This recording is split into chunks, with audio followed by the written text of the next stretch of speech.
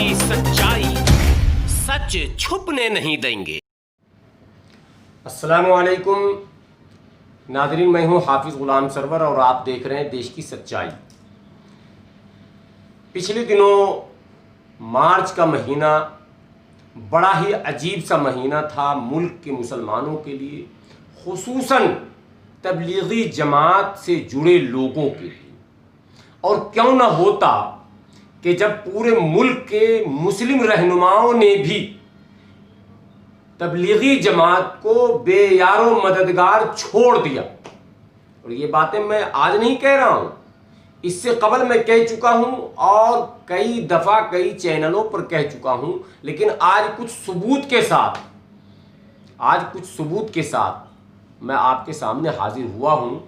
और साथ में ये जो मसलक की खेल खेल रहे हैं, आज उनका राज भी फाश करने आया हूं। कैसे योगी के सामने गिरगिरा रहे हैं मौलाना कल्बे जब्बार। जब खुद पर आकर पड़ी तो पता चला सारा कुरान बदल गया, सारी हदीसें बदल गई और सारे तर्जमे बदल गए और सारी तशरीह बदल गई।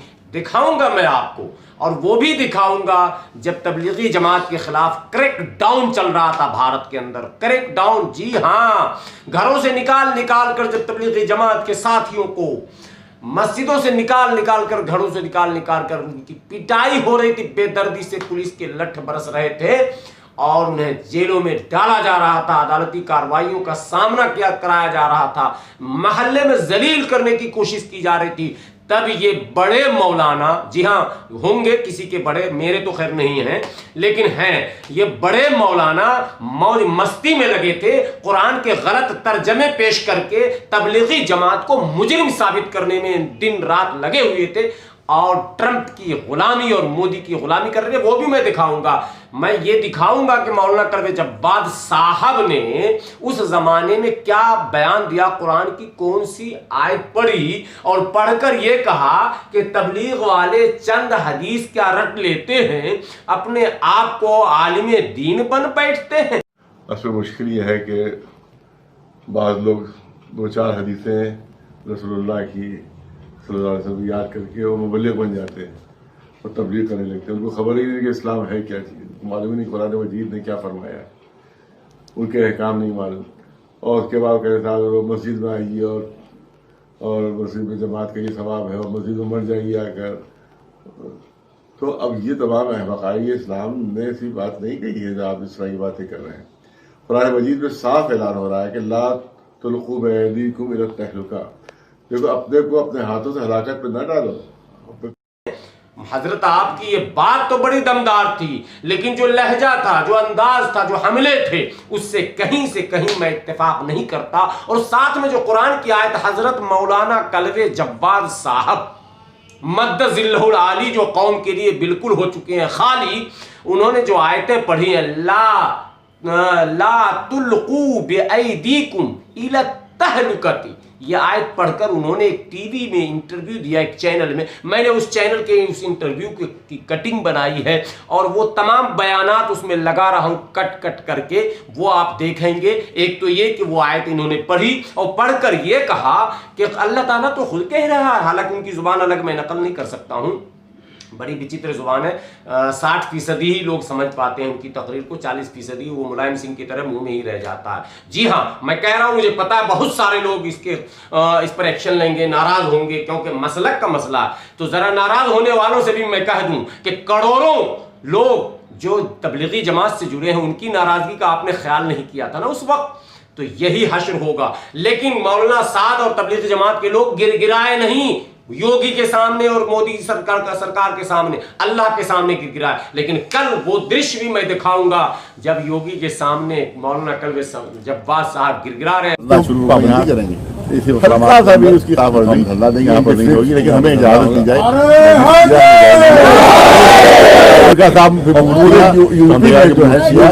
कभी आप दीदी के घर में रखेगा, किसी को इतराज नहीं होना चाहिए। घर के अंदर हर एक को पूजा करने का हक हासिल है और हर एक को मस्जिद से मातम करने का हक हासिल है, हर एक को अपने तरीके का इबादत करने का हक हासिल है। तो आप बिल्कुल उनको दें घर में, हमारे हिंदू भाइयों को आप घर में मूर्ति रखने की इजाजत दें। और आप याद है हमारे पास वीडियो जो है यहाँ लगी नया रखी जा रही है 44 पे 5 आदमी मना है, तो हमारे पास वीडियो आ गया है कि सरकार में सारी इजाजत दे दी जाए, हम चाहे इजाजत से रख रहे हो चाहे बेइजाजत रख रहे हो, ये हमने लेकिन रखी जा रही है। अभी यहाँ आपने आंदोलन की होटल में आप जानते हैं कि होटल में 50 आदमियों को एक साथ खाने की इजाजत होगी, बल्कि हमारे होटल में खाना छूट सकते हैं 50 आदमी, लेकिन मजलिस में 50 आदमी शरीक नहीं होगी। वो हमसे कौन सा हिसाब में दी जा रही है 5 आदमी की इजाजत इतने बड़े हमारे मिली है, जबकि दिल्ली में 1000 आदमियों की इजाजत शाही मतदान मिली इतला में नहीं दी, तो सरकारी तौर पर बना है। दिल्ली में 1000 की इजाजत मिली है, इसी तरह और पॉलिसी क्योंकि हमारी जब कोई रोक वजह से बनना हो वहाँ के अंदर पूरे लोग बैठे थे, सैनिटाइजर हो जितना बड़ा मामला है उसी लिहाज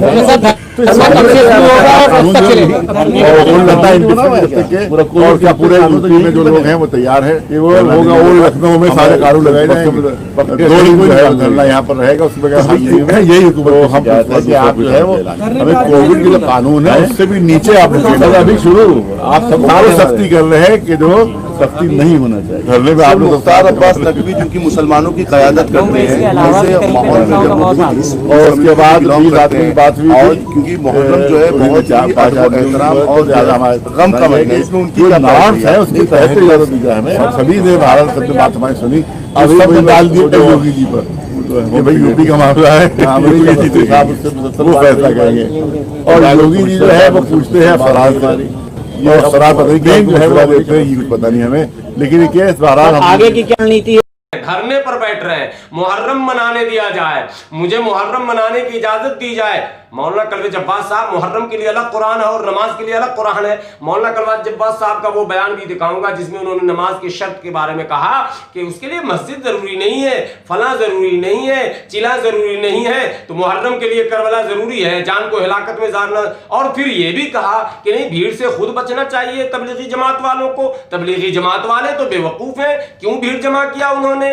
तब एक पत्रकार ने सवाल किया कि हजरत, जब उसी जमाने में डोनाल्ड ट्रंप ने जो नमस्ते ट्रंप किया था उसमें जो लाखों की भीड़ जमा हुई थी वो भी तो भीड़ था, तो बोले नहीं नहीं वो एक अलग चीज है, ये अलग। अरे साहब, इतने मक्कार मौलाना, इतने डरपोक मौलाना, इतने बुजदिल मौलाना, ये कैसे मुसलमान और इस्लाम की बात कर रहे हैं कि आप मैंने ट्रंप के खिलाफ नहीं बोल सकते, सरकार के खिलाफ नहीं बोल सकते, मोदी के खिलाफ नहीं बोल सकते, मगर तबलीगी जमात के खिलाफ बोल सकते हैं, देवबंद के खिलाफ बोल सकते हैं, फला के मसलक पर तो बोल सकते हैं, लेकिन हक और बातिल की बात होगी तो नहीं बोल सकते। इसी बीच में अमेरिका के राष्ट्रपति डोनाल्ड ट्रंप भी हिंदुस्तान आए थे, तो उस पर भी तो हमारा सवाल उठना चाहिए कि इसी बीच में इतनी बड़ी जनसंख्या हिंदुस्तान में आई, उससे भी तो कोरोना फैल सकता है ना।